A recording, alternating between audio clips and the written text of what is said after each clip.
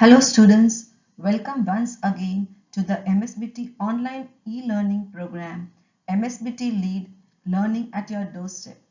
I am Mrs. Rita Vora, lecturer in Electronics and Telecommunication Department of Thakur Polytechnic, Kandivali, Mumbai. In the last two sessions, we have studied in the course of microcontroller and its applications all about what is a microprocessor, a microcontroller and a microcomputer. After that, we studied about the three types of buses, the address bus, the data bus and the control bus. Today in the unit 1, basis of microprocessor and 8051 microcontroller, we will be discussing about the two types of computer architectures. The contents that will be covered in this session are the introduction about the types of architectures, the two architectures, one of which is the Harvard architecture, the von Neumann architecture, and we shall see the difference between the Harvard and the von Neumann architecture. Learning objective. The learning objective of this session is explain what is Harvard and what is von Neumann architecture. After the session is over, you shall be able to answer questions like draw the neat block diagram for a Harvard and the von Neumann architecture. What is the concept map showing us the two types of computer architecture? One is the Harvard architecture and the other is the von Neumann architecture. Let's start with the introduction. Basically, microprocessors or microcomputers or microcontrollers, they are classified into two types of computer architectures, the von Neumann architecture and the Harvard architecture. These architectures, they represent the different ways of exchanging data between the central processing unit and the memory. The general purpose microprocessors, they follow the von Neumann architecture, while the microcontrollers, they follow the Harvard architecture. Microcontrollers with Harvard architecture are also referred to as RISC microcontrollers. RISC stands for Reduced Instruction Set Computers. It is also called as hardwired architectures. RISC processors use a small and limited number of instructions and they use simple addressing modes.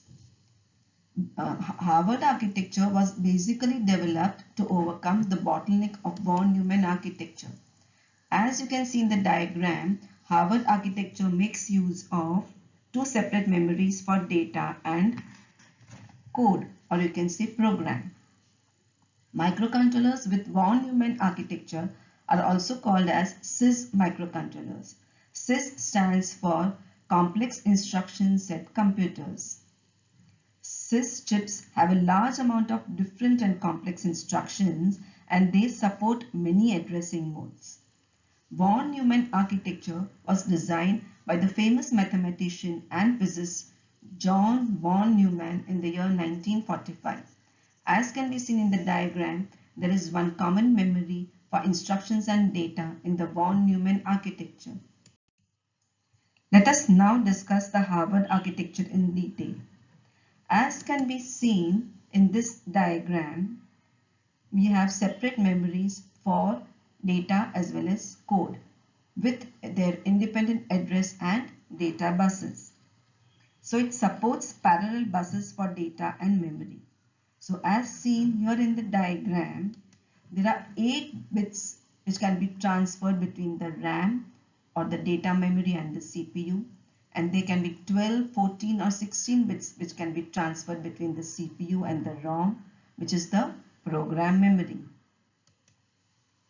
Because of this, the size of the address and data bus we can say may be different. Also, the data and code are fetched simultaneously and hence this increases the speed of the system.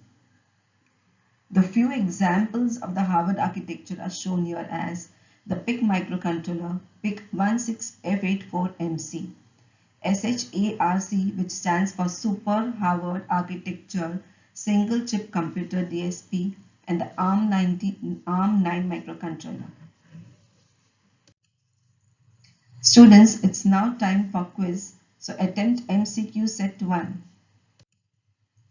Coming to the von Neumann architecture. In the von Neumann architecture, the programs and data are stored on same memory space. So here in the diagram, you can see that there is one common memory for program and code, which is ROM and RAM memory. It uses the same bus for fetching code or program as well as data.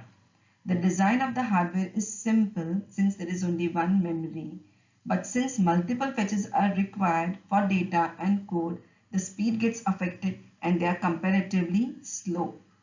While processing the address and data buses are first used to fetch the program byte and then the data bytes will be fetched, and this process becomes time consuming.